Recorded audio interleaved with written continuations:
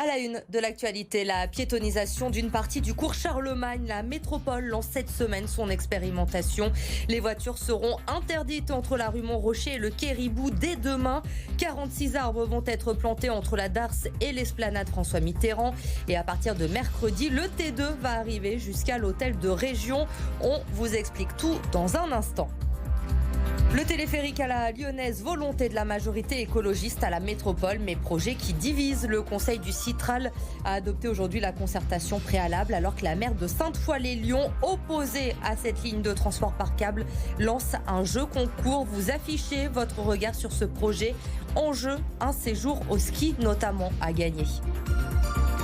À quoi vont ressembler les mariages cet été? Difficile de répondre à la question, mais après une année blanche, les professionnels veulent anticiper. Ils demandent des mariages tests sur le modèle de ce qui va être fait pour les concerts. Le but, trouver le bon protocole pour ne pas annuler les festivités.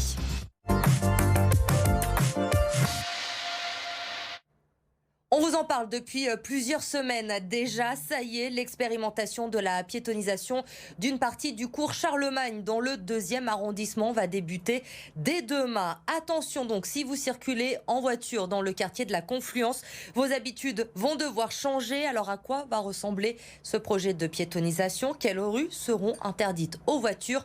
Corentin Marabeuf et Jérôme Jarny vous expliquent tout. Des arbres ici sur les gradins de la Darse de la Confluence. C'est la première étape du nouvel aménagement du cours Charlemagne. En tout, la métropole de Lyon va planter 46 arbres, 29 ici et 17 sur l'esplanade François Mitterrand. Objectif, végétaliser un espace très minéral et créer des îlots de fraîcheur dans un quartier où la chaleur est difficilement supportable l'été. Mais le nouvel aménagement du cours Charlemagne, c'est surtout la piétonisation. Dès demain, les voitures ne seront plus les bienvenues entre la rue Montrocher et le quai Antoine Ribou, pour faire simple, devant le centre commercial Confluence, devant la Darse et ici devant l'hôtel de région. Piétons et cyclistes seront à la fête. Alors des aménagements provisoires vont être installés comme des plateformes pour déjeuner le midi avec bancs et tables, et aussi des aménagements, des modules ludiques pour les enfants. Vous l'avez compris, l'idée est de tester les différents usages de ce cours Charlemagne et notamment celui des transports en commun. Car à partir de mercredi, en plus du tramway T1, le T2 arrive ici à la Confluence. Il effectuera son terminus juste ici, derrière l'hôtel de région. Avec le T2, la métropole espère faire disparaître une partie du trafic automobile. Les voitures seront donc obligées d'emprunter le quai Perrache. Écoutez à ce sujet le vice-président en charge de l'environnement à la métropole de Lyon. On n'est pas sur un principe dogmatique, on veut chasser la voiture.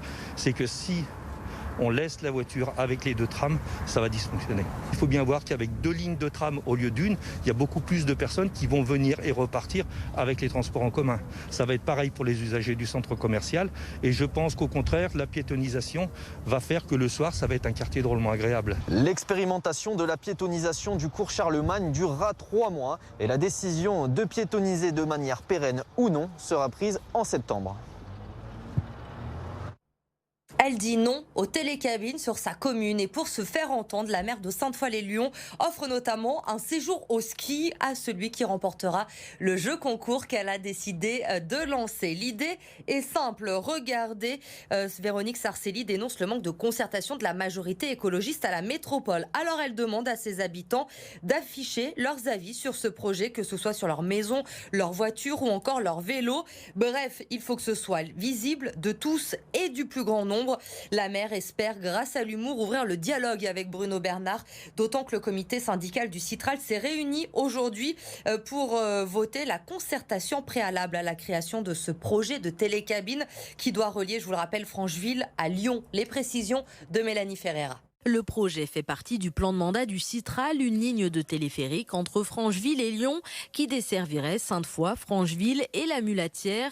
Le tracé n'est pas encore défini. Précisément, une concertation avec les habitants est d'abord lancée à l'automne. L'objectif, c'est vraiment que tout le monde puisse s'exprimer et de voir les avantages et les inconvénients du projet pour voir si c'est bien la solution pour les territoires de l'Ouest ou s'il y en a une autre et savoir où doit passer ce transport par câble s'il passe quelque part. Il s'agit de concerter et de voir si ce projet est opportun ou non, de voir quelles sont les solutions, quels sont les tracés possibles. Donc tout est sur la table, tout est ouvert.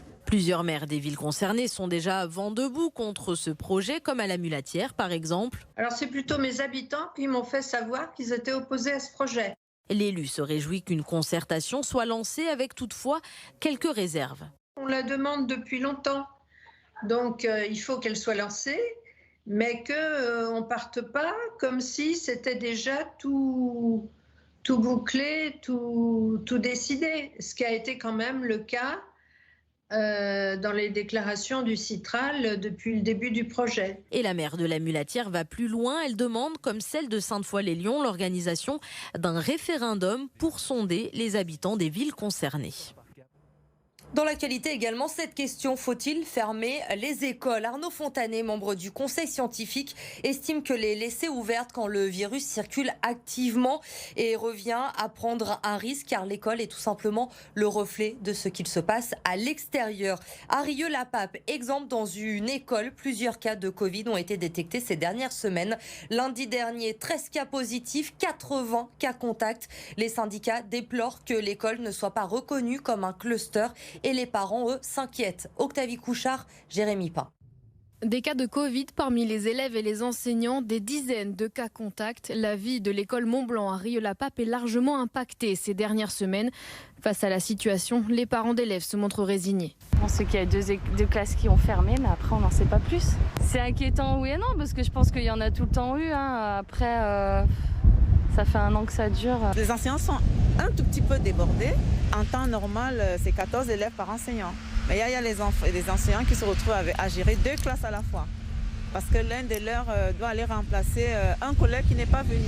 Ce lundi matin, une campagne de tests a été menée à l'école, insuffisant pour les syndicats enseignants qui demandent des mesures d'exception pour limiter la propagation du virus. Il y a quelques écoles qui sont clairement clusters.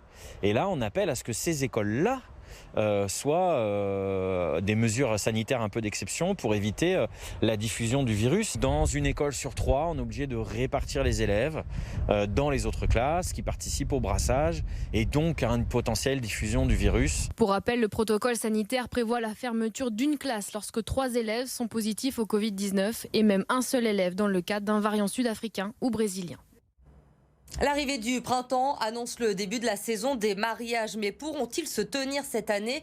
Et surtout, dans quelles conditions? En 2020, 40 000 cérémonies ont été annulées en France à raison de la crise sanitaire. Les professionnels militent donc cette année pour organiser des mariages tests rapidement et éviter une nouvelle saison blanche. Reportage au château de Raja de Saint-Pierre-de-Chandieu. Jérémy Pain. On se dit que c'était le bon vieux temps en fait. Ça nous paraît déjà très loin, trop loin. Difficile de masquer une certaine nostalgie en regardant les photos du temps d'avant. Depuis fin septembre, le château de Raja est vide, aucun événement. La nouvelle saison des mariages débute mal. C'est des dossiers qui prennent du temps, c'est de l'épuisement pour eux. C'est aussi un problème psychologique aussi derrière, c'est vraiment compliqué de se remettre dans la dynamique de quelque chose de festif. La crise sanitaire ne refroidit pas tout le monde. Rebecca et Florent devraient se marier le 26 juin dans cette salle attenante au château et qui peut accueillir traditionnellement 300 convives. Le couple reste optimiste. On a préparé notre mariage comme si il n'y avait pas de restrictions pour que tout le monde puisse venir partager un moment convivial et chaleureux. On s'est fixé une date en mai, un mois avant, mais pour l'instant non. Pour l'instant on y va. Face à l'absence de calendrier, les professionnels demandent l'organisation de mariage test avec protocole sanitaire renforcé, test négatif 72 heures avant la cérémonie, traçage des invités et gestes barrières. On est capable, nous professionnels, d'organiser des événements bordés avec des protocoles stricts qui vont permettre de tenir des événements et que ça soit pas l'anarchie, faute de quoi ça sera des événements sauvages entre guillemets organisés chez soi sans aucune garantie, sans aucun geste barrière. Pour le moment, les discussions avec le gouvernement sont au ralenti. Dans le château de Raja, il faudra encore attendre quelques semaines. La fête n'est pas pour tout de suite. Un livre pour lutter contre les violences sexuelles sur mineurs. François Deveau, l'une des victimes de l'ancien prêtre Prénat et fondateur de l'association La Parole Libérée, vient de publier un livre blanc, un ouvrage de recommandation pour stopper ces violences sexuelles sur les enfants.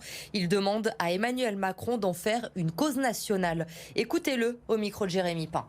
L'une des grandes découvertes du XXIe siècle, c'est cette proportion de violences sexuelles qu'il y a au sein de nos sociétés dites évoluées et éclairées. Il était essentiel pour nous, avant de partir et de reprendre le cours de nos vies, de restituer. On ne pouvait pas ne pas restituer tout ce que nous avons appris au travers de l'écoute des victimes, de l'engagement associatif, de l'engagement juridique.